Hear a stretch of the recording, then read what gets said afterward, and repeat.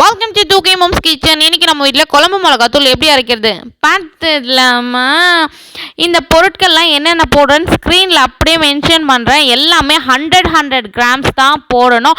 நான் எடுத்திருக்க அளவுக்கு நான் ஈக்குவலாக எடுத்திருந்தேன். தனியா மிளகா நான் குண்டு மிளகா தான் எடுத்திருந்தேன். அது 1 கிலோ, தனியா 1 கிலோ. ஏன் குண்டு மிளகா அப்படின்னா, நான் நீட்டு மிளகால சூடு அதிகம் அப்படின்ற மாதிரிலாம் சொன்னாங்க. சரி, ஓகே, நான் குண்டு மிளகாவே எடுத்துக்கிட்டேன். அதுவும் இல்லாமல் காரமும் அதிகம் இதில் தான், குண்டு மிளகால. அதனால் நான் இது எல்லாமே 100 கிராம்ஸ் தான் எடுத்துக்கிட்டேன். திருப்பியும் பதிவு பண்ணுறேன். அதே மாதிரி இந்த கருவேப்பிலை சேர்த்துக்கோங்க. நல்லா காய வச்சியோ இல்லை இந்த மாதிரி ட்ரை ரோஸ்ட் பண்ணியோ சேர்த்துக்கோங்க.